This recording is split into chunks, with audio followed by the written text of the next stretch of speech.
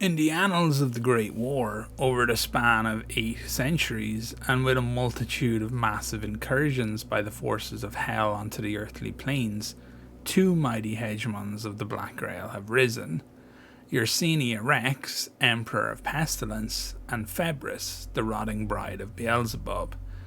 As the hegemons rise in power within the Black Grail, their strain becomes favoured, and Beelzebub feasts upon the decay and pestilence it causes until the Grail seas once again spew forth from the gates of Inferno and flow across the land.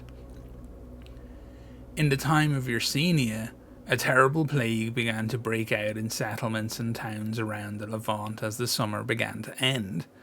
Terrible waves of illness would rise and quickly fall, but not before the sick and infirm, or the too young or the too old, had already succumbed to it. As the dry warm season became cold and wet, the plague really took root, and the Black Grail rose all around the Levant.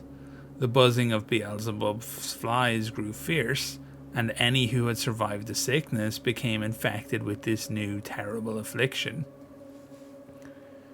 Because the weak had already been picked off, only the strongest hosts were infected with this version of the Black Grail, turned into shuffling, pus-filled enemies and mockeries of their former humanity. They marched across the gates all the way to the very walls of the Iron Sultanate of the Two Horns that pierced the sky. Despite the best efforts of the forces of the Sultan, who met the enemy 100 miles out from the walls, they were forced to constantly and slowly retreat, losing great numbers of soldiers, machines of war, and supplies as they did so. Eventually, they had no choice but to retreat inside the walls themselves, and the Black Grail sought to follow them. There, they did crash against it like a wave, led by Yersinia. Things looked grim for the defenders, as the mighty cannons that launched molten hot metals from the wall rained devastation down on the forces below.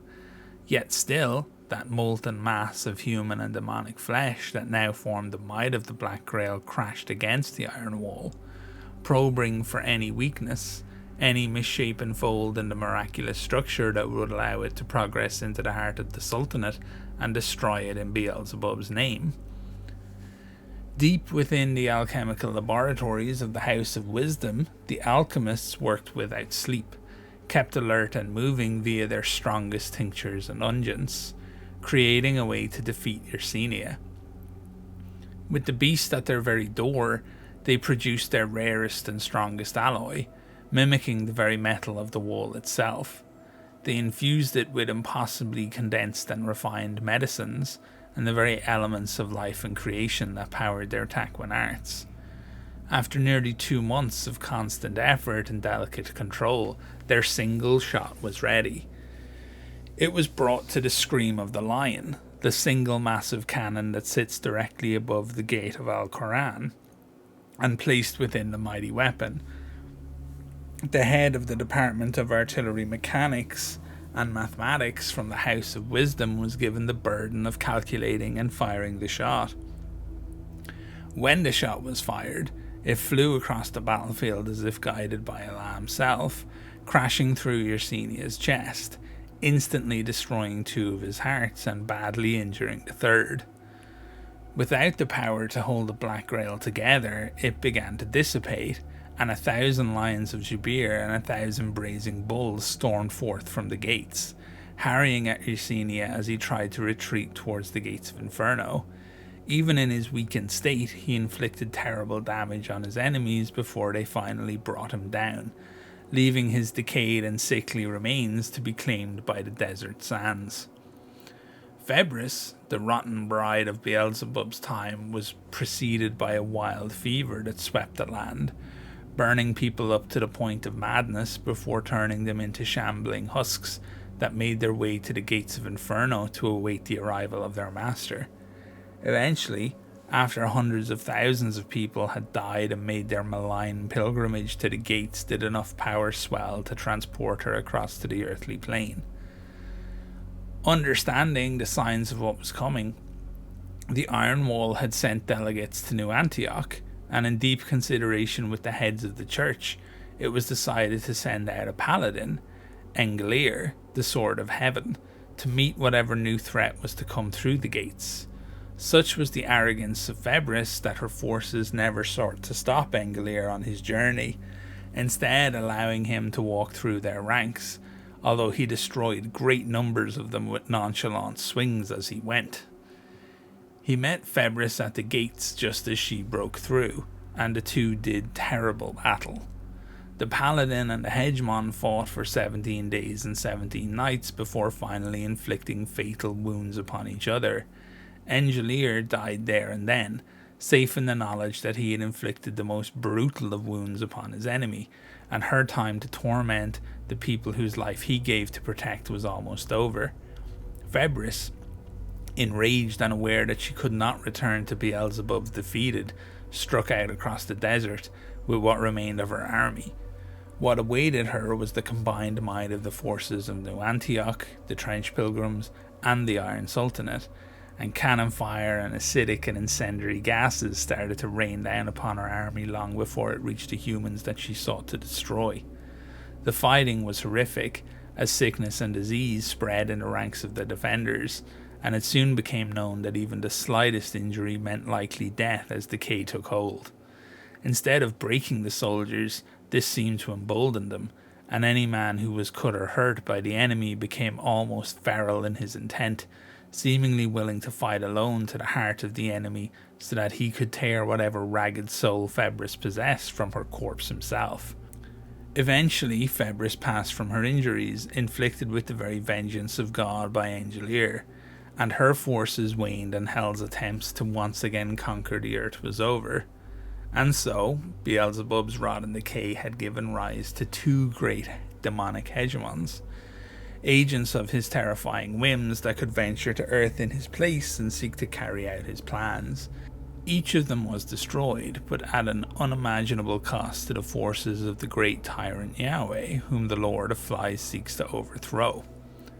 While facing the Black Grail at any times is a tough task, in the time of Hegemon it is near impossible to comprehend the horror and difficulty that people faced.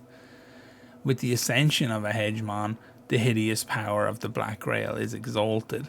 As the poison spreads from person to person, does power flow back to Beelzebub. The more lives his creations claim, the greater his influence becomes. Beelzebub grows sleek and fat, and like a magnanimous king, bestows blessings and gifts upon his favoured children.